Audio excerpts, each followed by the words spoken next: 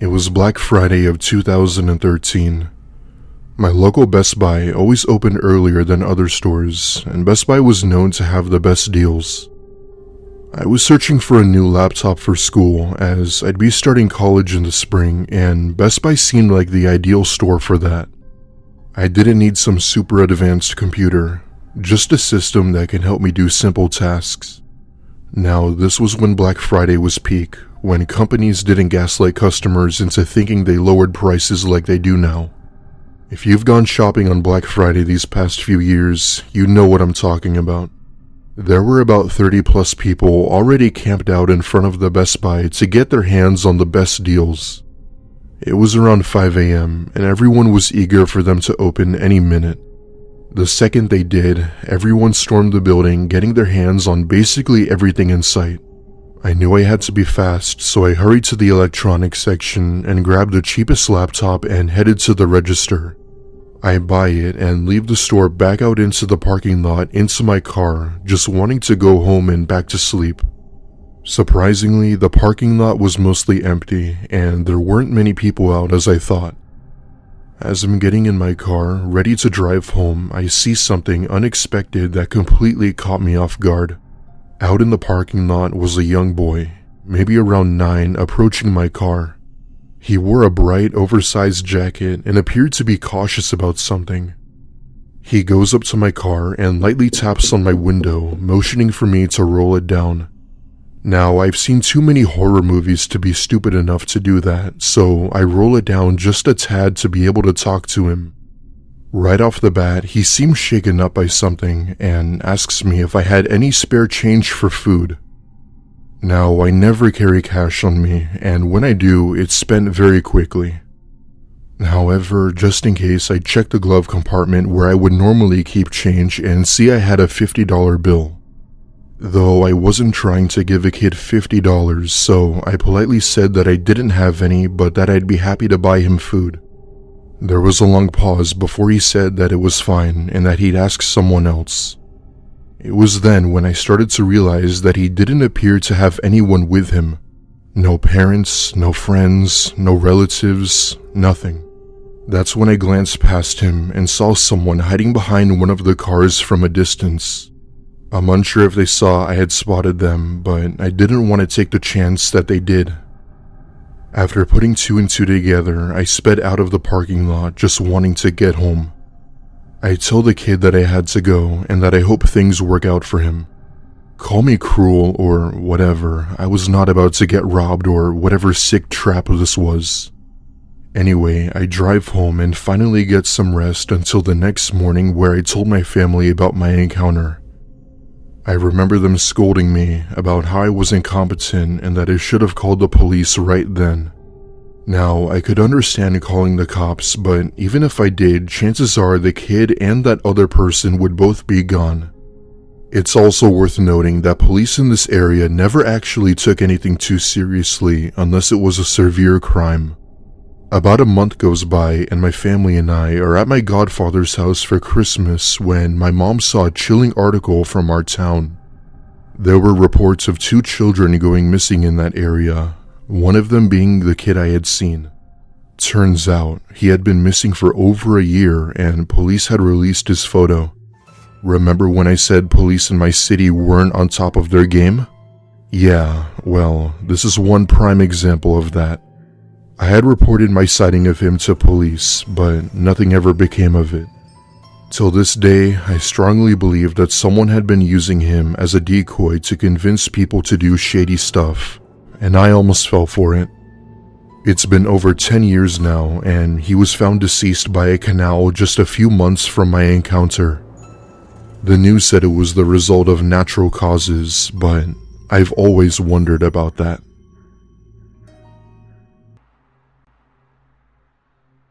My family and I live in Georgia and would sometimes visit our extended family in Virginia for the holidays. This happened in 2009, and we had been invited to stay with them for Thanksgiving for a few days. We rarely saw each other, so we wanted to spend as much time with them as possible. They lived in a rural part of Albemarle County, and their house was massive. We had other family flying in from around the US and planned on having enough food for 40 plus people.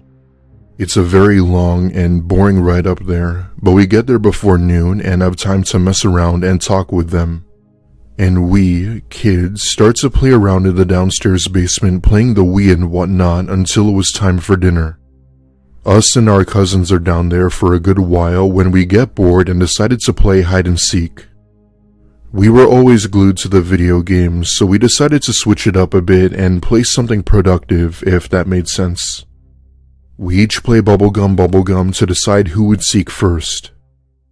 It was later decided that it would be me, and so I give everyone a minute to go hide while I counted down.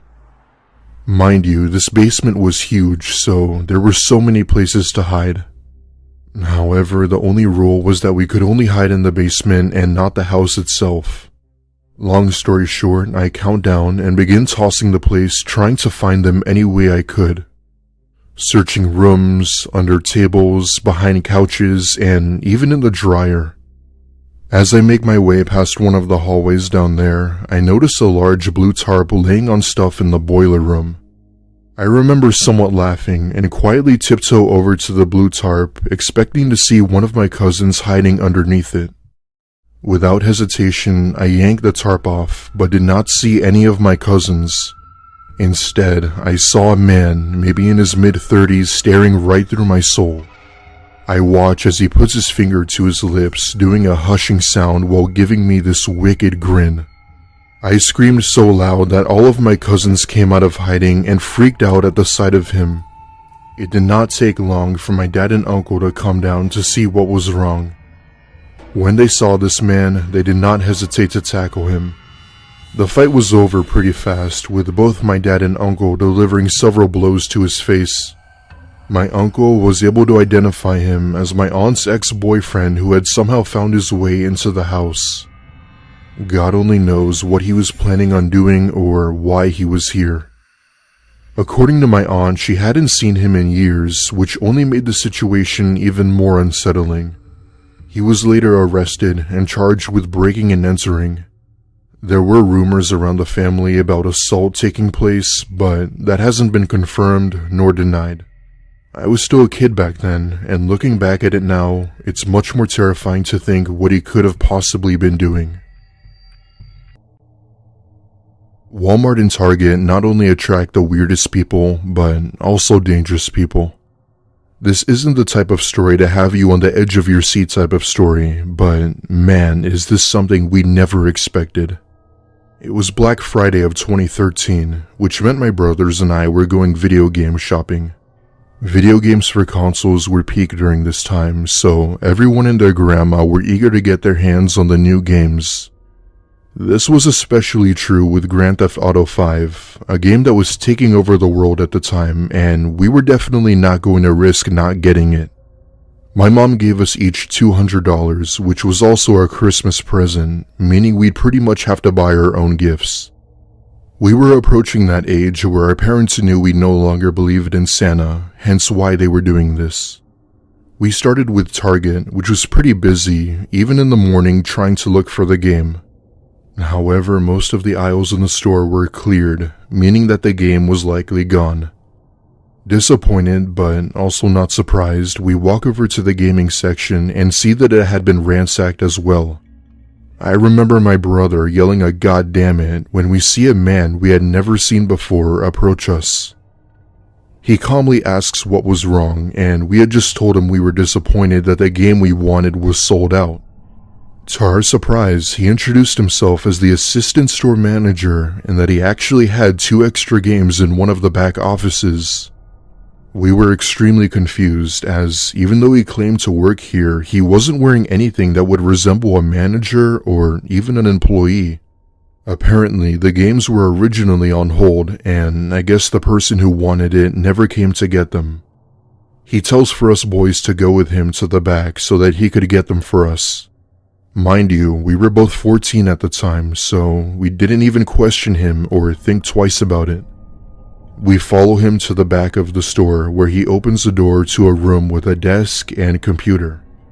He grabs a plastic bag off the desk and hands us each a copy of the game we've been after.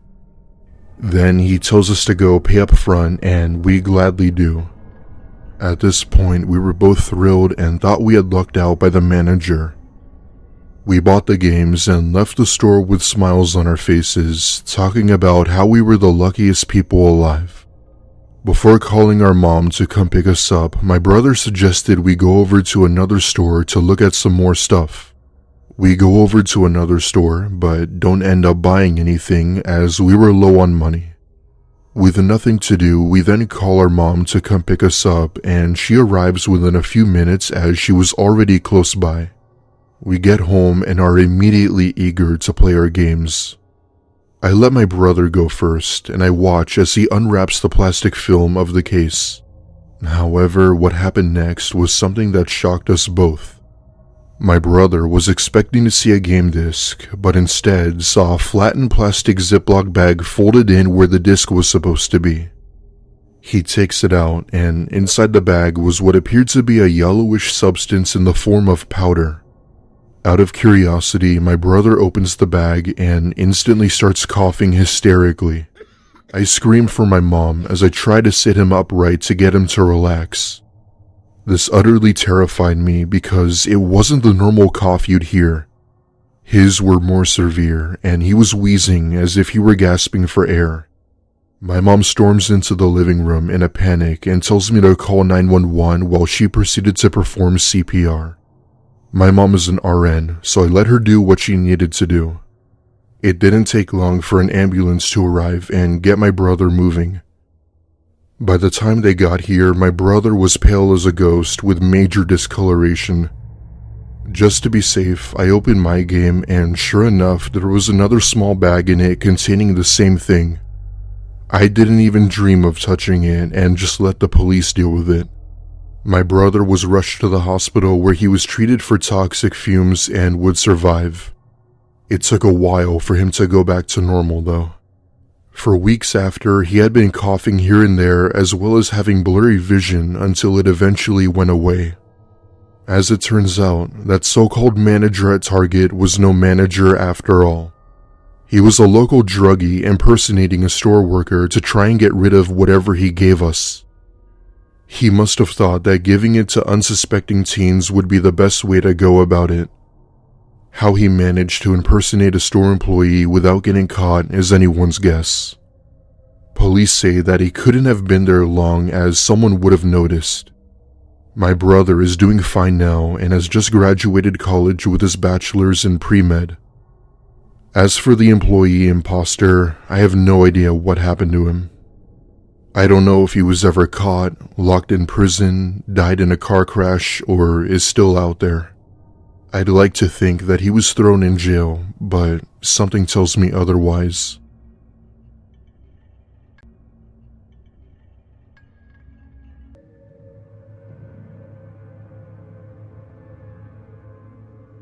Back before my girlfriend Eliza and I started dating, we hung out all the time as good friends.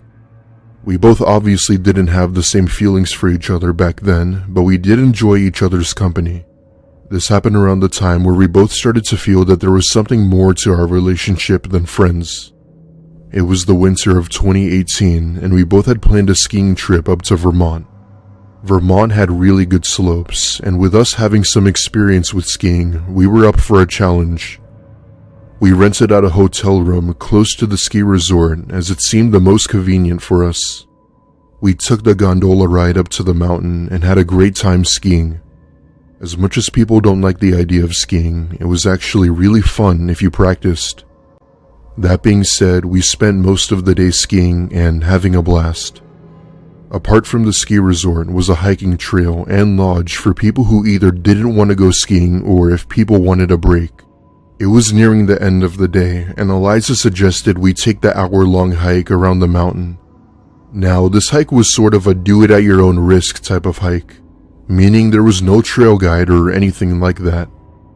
The only thing we had as a guide was some painted markings around the trees to know where we were going.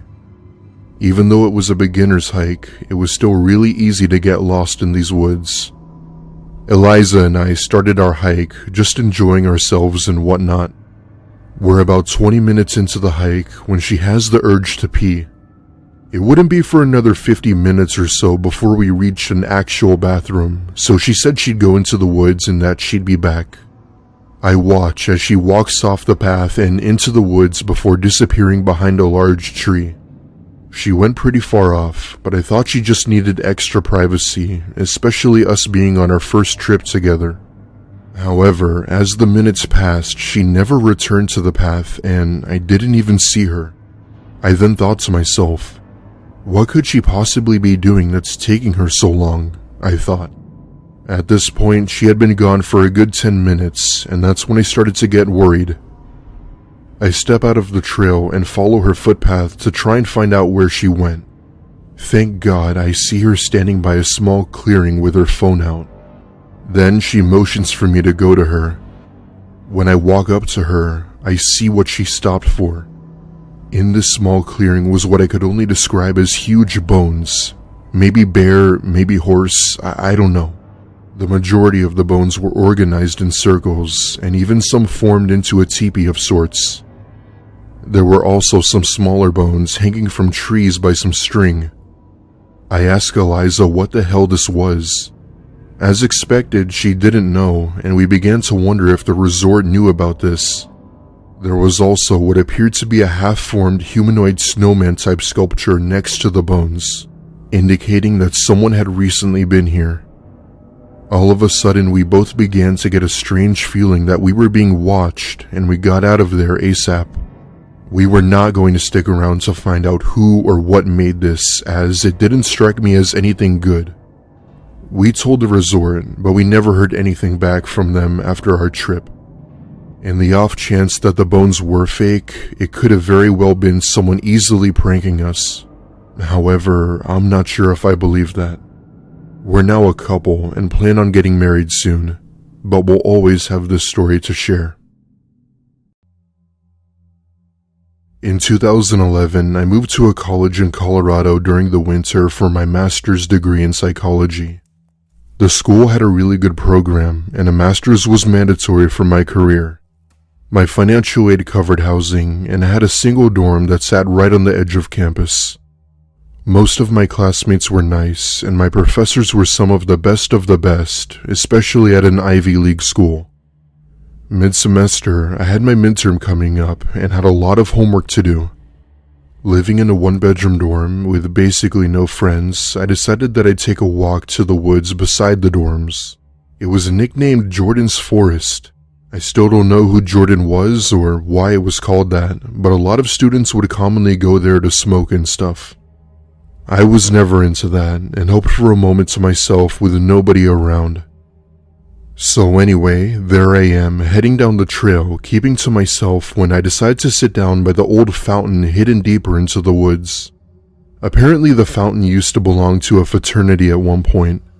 However, I guess they haven't used it in a while, as the fountain was hanging by a thread and appeared to have been unkept for years.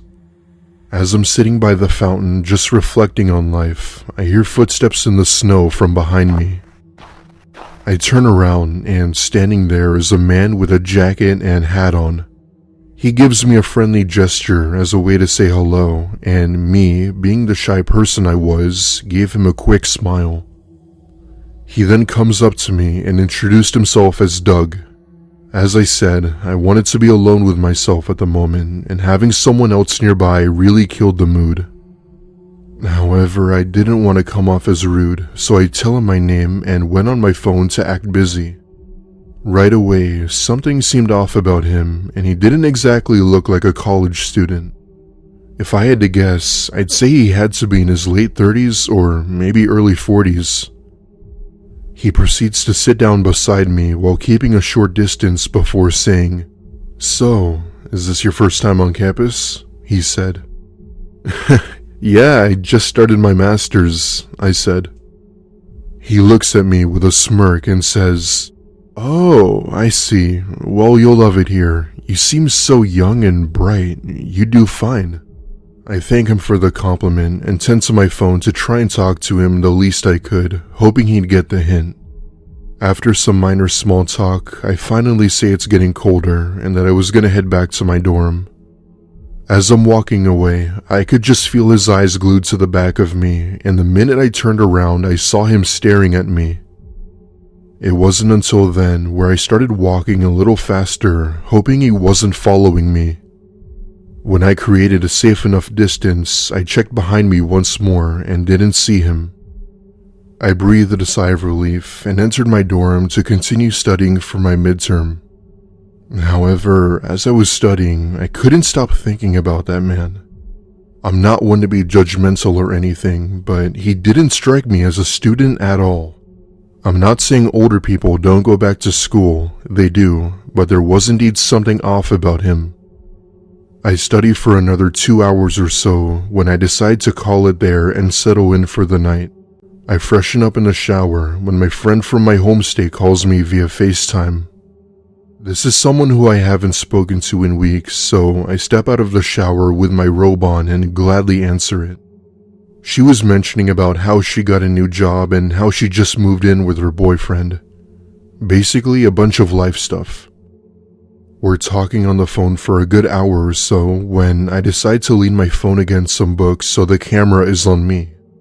She continues her story and such when she suddenly stops mid-sentence and looks at me strangely. When I ask her what was wrong, she says that there's someone looking into my room from the window. My blood ran cold and I turn around and see what I can only describe as Doug peeking through my window. The second he spots me, he ducks down out of view. I begin telling my friend that I had met this man earlier and didn't know who he was. She recommended I call campus security, and I did just that. I even had my friend still on the phone with me as a way to make me feel like I was with someone. As I'm on the phone with security, I hear my doorknob start to move and someone trying to open it. Thankfully it was locked, but I'll never forget the voice Doug made while trying to open my door. It was this low and gravelly voice, telling me that he could easily break this door down with one kick. I'll admit, I started to shed tears right then, just wanting security to get here. When they did, they had arrived with the police who then placed him under arrest. Turns out Doug had actually been a student here once and has since been homeless for over 5 years. His girlfriend died while they were both in school and had chose to live near campus as a way to cope, as this was the last memory of her and him together. I will say I did feel some sympathy for him, but I couldn't allow him to continue what he did to me to others. Up until recently, he was released from prison for good behavior, and the university has since banned him from being on campus grounds. I graduated with honors a year later, and I haven't returned to campus since.